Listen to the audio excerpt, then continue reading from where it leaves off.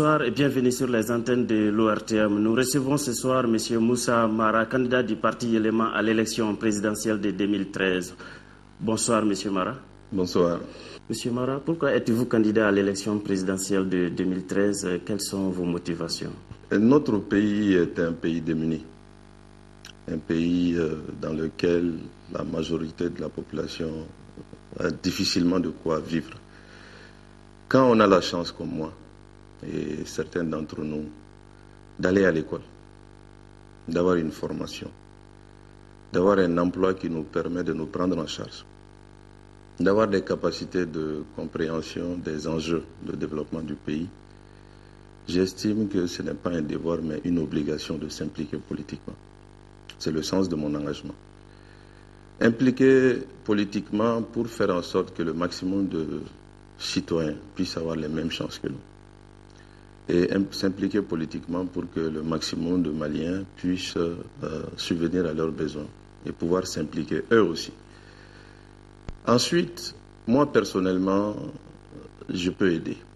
Je peux faire en sorte qu'il y ait des gens comme moi qui existent au Mali. En tant que maire, je peux faire plus qu'en tant que citoyen. Et donc, en tant que président, sans doute, je pourrais faire plus qu'en tant que maire. La seconde raison majeure est que notre pays a besoin de renouvellement de son leadership politique. Il a besoin de changement.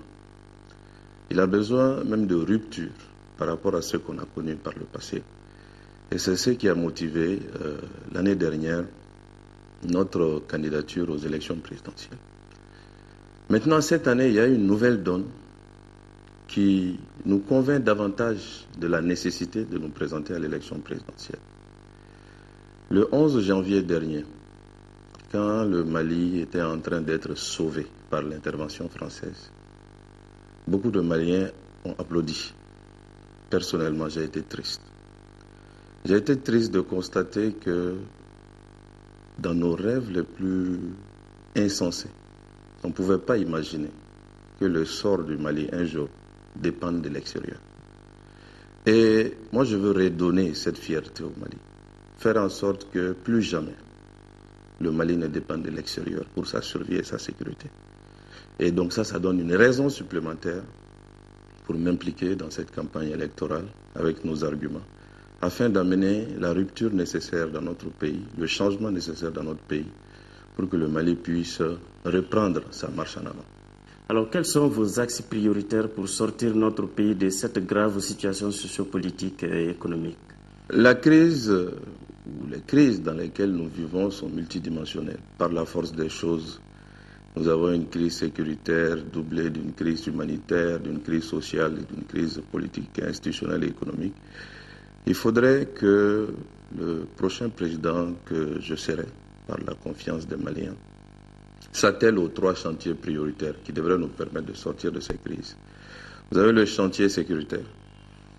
Vous avez ensuite le chantier de la réconciliation et de la restauration du tissu social. Et ensuite, vous avez le chantier de la relance institutionnelle, étatique, économique et sociale. Le chantier sécuritaire, avec les amis de notre pays, nous avons un contexte favorable avec la présence internationale. Nous devons en profiter rapidement pour d'ici quelques années disposer d'une force de sécurité, de forces armées et de sécurité robustes, en mesure de faire face aux menaces qui n'ont pas disparu et que notre pays doit affronter dans les années à venir.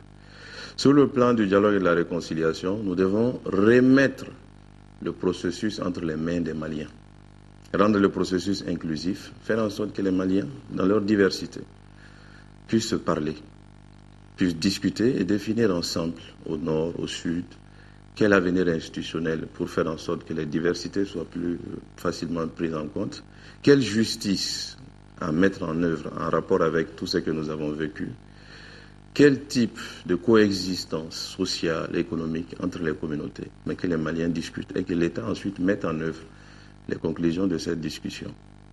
Et ensuite, le redressement de l'État, les corrections institutionnelles qui s'imposent, les réformes étatiques qui s'imposent, les relances économiques qui s'imposent pour que notre pays puisse, comme je l'ai dit tout à l'heure, reprendre sa marche en avant.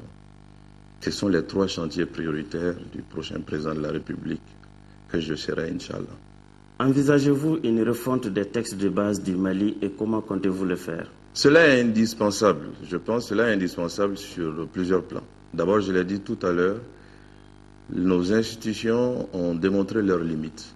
Nous vivons une crise institutionnelle qui est aussi une crise du fait que nous n'avons pas des institutions tout à fait adaptées au contexte, à la démocratie que nous souhaitons et, je dirais, à notre organisation sociale et à notre particularité historique. Il faut que nous ayons une démocratie et des institutions qui puissent être acceptées et qui puissent être soutenues par le Malien, qui soient adaptées à notre contexte. Donc cela nécessitera des réformes institutionnelles sans doute.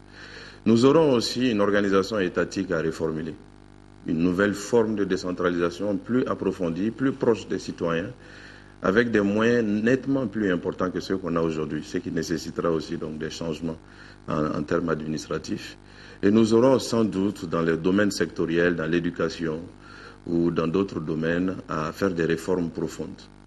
Nous avons inscrit dans notre projet, par exemple, qu'il faudrait qu'on organise un référendum sur l'éducation. L'éducation aujourd'hui est le problème le plus important du Mali, parce qu'il conditionne l'avenir. Le problème de l'éducation conditionne l'avenir.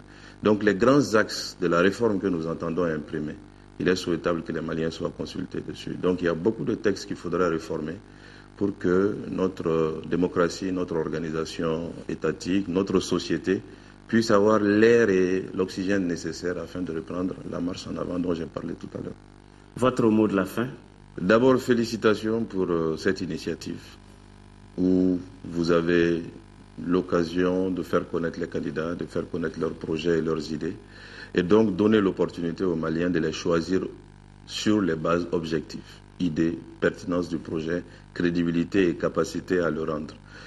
Il faudrait souhaiter que, en plus de cet exercice, que vous puissiez organiser des débats entre les candidats, qui puissent confronter leurs idées, qui puissent se contredire, qui puissent se mettre en difficulté. Tout ceci aussi constitue des moments normaux d'oxygénation de la démocratie, d'inspiration de la démocratie, qui sont fort utiles pour l'ancrage démocratique dans notre pays.